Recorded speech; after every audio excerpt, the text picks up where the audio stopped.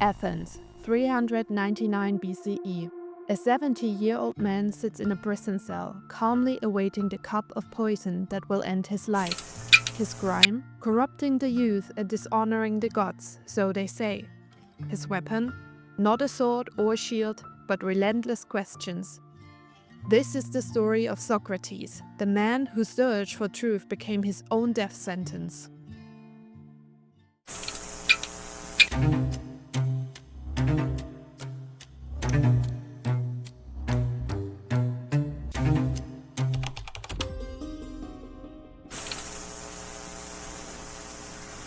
Welcome to Philosophy Files, where dangerous ideas, forbidden thoughts, and the lives of radical thinkers take center stage.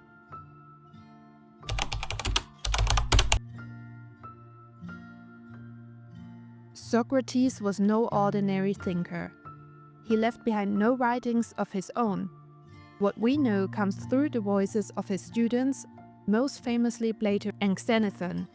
But even through the differing portrayals, one figure emerges, a man who made questioning into an art, and who lived so stubbornly by his principles that he would rather die than betray them. On the crowded streets and marketplaces of Athens, Socrates practiced what he called maieutic, the midwife's art.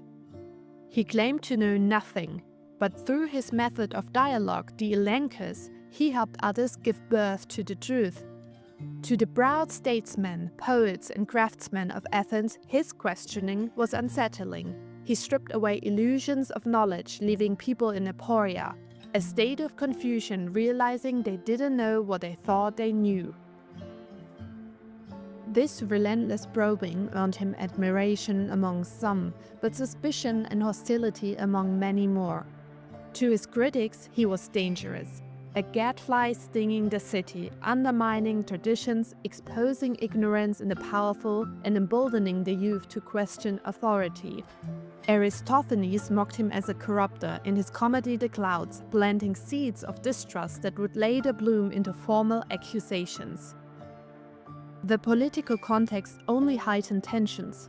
Athens had suffered defeat in the Peloponnesian War, and democracy was fragile, scarred by tyranny and betrayal. In such times, a man urging citizens to question the foundations of law, virtue, and piety looked less like a philosopher and more like a threat. In 399 BCE, Socrates was brought to trial.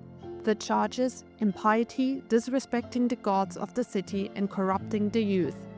His defense, as recorded by Plato, was not a plea for mercy, but a defiant stand for philosophy itself. He compared himself to a gadfly sent by the gods to awaken Athens from its complacency. To silence him, he argued, would be to harm the soul of the city itself. Yet he did not beg for life when offered the chance to escape prison. Socrates refused. To him, breaking the law, even unjust law, would be to contradict his own principle that committing injustice is worse than suffering it. And so he drank the hemlock. Plato describes the scene in the Phaedo, Socrates calm and unshaken, speaking of the immortality of the soul as the poison slowly numbed his body. Modern scholars note that Plato's account may have softened the grim reality of hemlock poisoning, highlighting no spasms or agony, but self-control and dignity.